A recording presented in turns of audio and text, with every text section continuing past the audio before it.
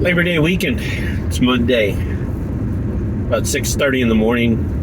I was gonna do a live video, but then my camera's been heating up. Every time I go live, this camera heats up, so it's the best camera to take a video with. Knowing when to quit in junk removal is so important. Knowing when your finances are not getting any better.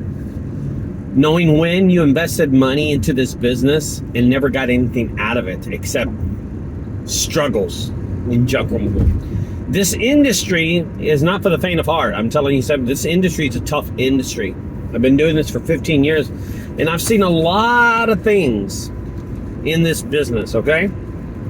I've seen a lot of companies come and go, and I always say to people, the smart ones are the ones that quit early. They tried to do this business and realized early in the game that it wasn't for them.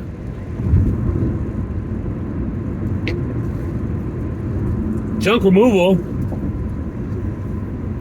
it's easy if you see all these companies online saying they make $25,000 in a month or $10,000 in a month. They're gimmicks. When you have a business, you have a legitimate business. You're showing people what you're doing. You're out there, right? Knowing when to quit this business early is a great decision. It's something that you know deep down inside was not going to work out for you and your family. You weren't able to feed them. And when I say feed them, I don't literally mean feed them. I mean house them, pay bills. Feeding your family is so important. It's so crucial to the outcome if you're going to keep this business or not. Sitting there and realizing and paying these lead generation companies and these SEO and these website builders and paying them on a constant basis and then noticing that your bank account's never growing, that's when you know when to quit. Going in this rut, this circle, this rut where you're just paying bills all the time and quitting, that's when you know that you have to stop this. You have to realize when there is no other way that you can save this business from failure, you have to realize when to quit. And this morning I was reading a Facebook post about a gentleman who quit junk removal in June of this year to be a sales and marketing company and work for somebody else in solar. I congratulate you. But I will say one thing, and I want to make this clear to all the viewers on this channel. Nobody quits a business unless it's not making any money. Nobody stops junk removal if it's successful. If you're making $1 million each year in profit in junk removal, you don't go off and stop that to do sales and marketing. So I want to get that clear. I have someone that I talked to, not really a friend, but he started a J-Dog franchise and it didn't work out for him and he quit and he sold it. And he says he quit the business. No, you didn't quit the business. You stopped doing business. I'm not an idiot. I'm not a fucking idiot. When you stop and you get rid of your business and you just cease operation, it's because you're not making any money. The J-Dog franchise, who I talked to, this owner, quit doing J-Dog a few years ago because it wasn't making any money. And then you don't sell a profitable business. So the ignorance that he think I had to believe some story like that. But this fella on Facebook, this is a different person. He started a junk removal service and he's been running it, I guess, for more than a year or two, maybe. But he knew early in this whole process that it wasn't making any money, and he knew when to quit. He knew when to call it. He knew when to cease operations and stop the bleeding financially. He called it quits and he closed his junk removal service. And in the post, he says a few things that makes since. I quit junk removal because the maintenance, the fixing of my vehicles, the struggles with the IRS, the struggles with the DRS, and the struggles with paperwork, and any other struggles in junk removal. Well, let's go back to that really fast. Any other struggles in junk removal? Let's first figure out the first one. The first one is not your truck maintenance. The first one is getting leads. The struggles in leads, the struggles in building a decent website, the struggles in getting customers to call you. That's the main reason we quit. 100%. The main reason this gentleman quit is because he didn't have any jobs. He didn't do a lot of jobs. He didn't make any money to cover the expenses of playing Thumbtack, Google Ads, Yelp, Home Advisor. He quit that reason. Angie's List was probably running him dry, or whatever lead generation company. And trust me, I don't know this guy. I've never seen this guy online. I've never seen his business. But I know for 100% fact that he was doing leads. I know that, okay? Because leads will ultimately lead you into a world of disaster, a scam of paying for leads, getting jobs, and never accumulating any savings. And that's where I think a lot of junk removal companies, I think that, no. That's where a lot of junk removal companies are right now. A lot of owners are just paying Thumbtack and Angie's List and all these people. They're just paying them, right? And they're not constantly, they're not making any money. They're just paying their bills. That's all they're doing. But I will tell you this guy knew when to quit. He realized, hey dude, I'm not doing this anymore. I quit. And he went and got himself a sales and marketing job. And now he's number one in the company for selling, solar panels or whatever he's doing, I will tell you something. Junk removal is still in his blood. Because as I'm reading the post, he took what he learned from junk removal, being a business entrepreneur, learning from that how to run a business, to take that and put it in sales and marketing and help the company that he's working for right now grow. And he's number one. Why is that he's the number one sales guy for that company? Is because what he learned in junk removal, the struggles, the constant truck maintenance, the constant working so hard in this business, it disciplined him to any business that he gets into and goes and works for another person. He would know how hard it is to run a business, and he learned. Congratulations to that person. I don't want to mention his name, but I do want to say this. He knew when to quit. He's the smartest man in the room, right? This guy knew when he quit. He wasn't making any money in junk removal, but he knew when he quit. And that's a problem with a lot of business owners in this industry. That journey that you take in junk removal has ended for you. It ended for you about a year ago, and you just don't know that yet.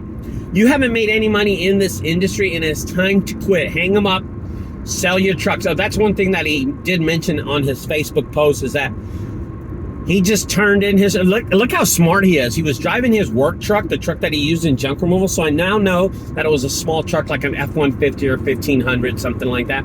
And that truck, he sold it and bought an economy-sized car that saves on fuel. Thank you, he's smart.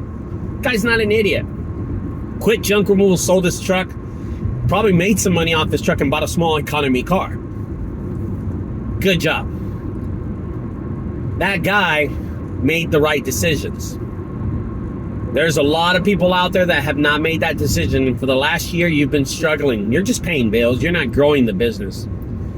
Growing this business is ultimately what you want to do. You want to put one in Dallas. You want to put one in Fort Worth. You want to put one in Frisco. You want to open one in Waxahachie. You want to open a location on all these small cities around you and anywhere you're at. If you're in Florida, you want to open one in Tampa, Pensacola, Miami Beach, whatever, Miami. I don't know the places. I'm not familiar with. But that's what you want to do when you grow this business. That's what you want to do when you start this business. And this fella, never got to that point because he knew this business is not scalable. It is just not scalable. It's not doable. I have to quit it. Guys, I'm telling you, if you're in that rut, you're just going around in a circle in that rat race, And when I say rat race, the definition of rat race is paying thumbtack, paying ads, lead generation, paying Angie's List, and getting a little to pay your bills and getting a little to pay your bills, and then just rotating that money in the dishwasher, in the dryer. You're just going around in circles and circles. Metaphor, dryer, money rolling. And you're just moving around in those circles and not really knowing and realizing that that money's never growing. And you're this far from having your truck break down. You're this far from losing your main employee because of lack of jobs.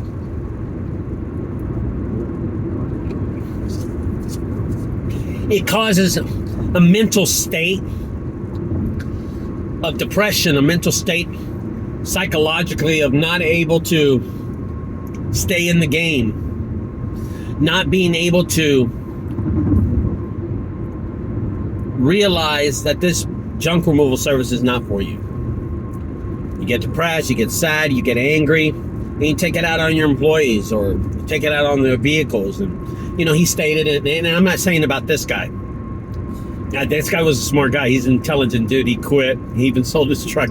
Smart move. Smart move. Congratulations, brother. He knew when to quit. He wasn't making any money. He said his heart was in sales and marketing. Well, his heart was in sales and marketing, and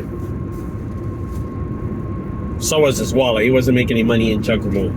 Okay, so let's get that right. And I want to be sure that he knows that we know that.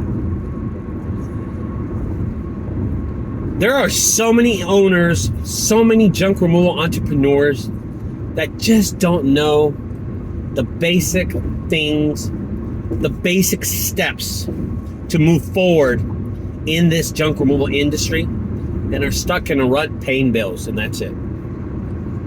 That's it. I'm sorry, guys, that's it. The most important part of this business, I'm going to tell you the most important part, and this was asked to me by a friend. Lonnie asked me yesterday, Ricardo, if you're going to go to another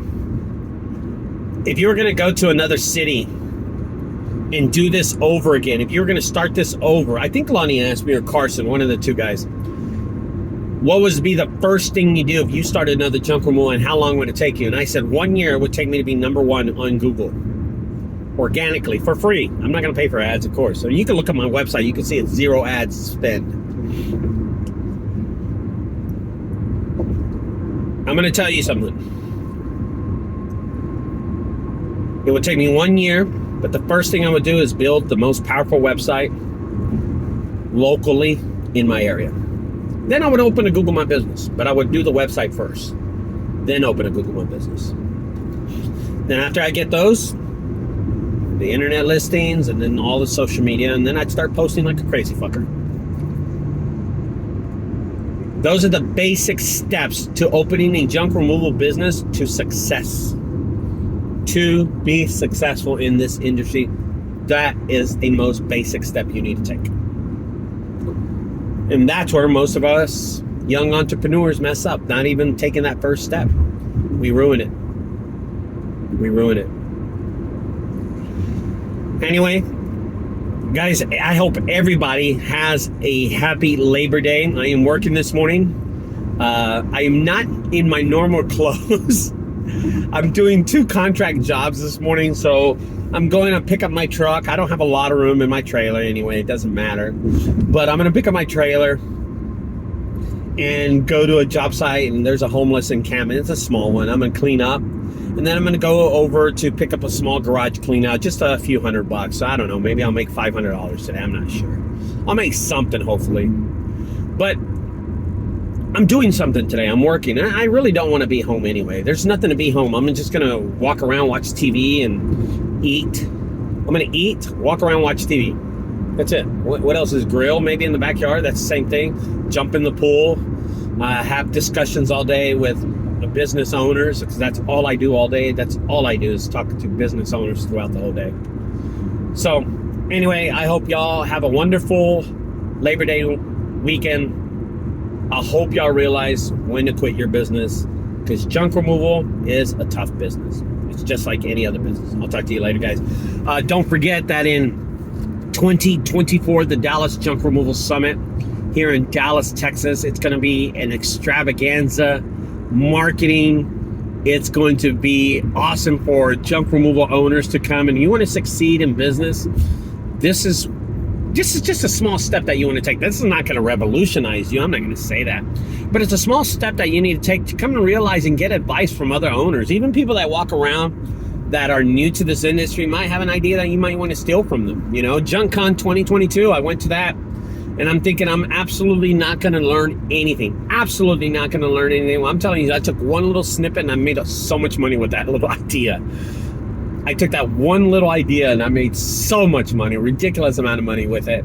And I've used it towards my business, and a lot of people don't realize, and it's an insider thing. So hopefully y'all come to the summit 2024. Tickets are now on sale. To build a basic website, just go in there. You can Venmo me, Zelle, you can Cash App me. I don't have any credit card processing because I don't like paying the fees, and that's it. And I'm going to be honest with you. I'm not going to do that shit. Okay? I will talk to y'all later, guys. Have a great Labor Day. Bye-bye.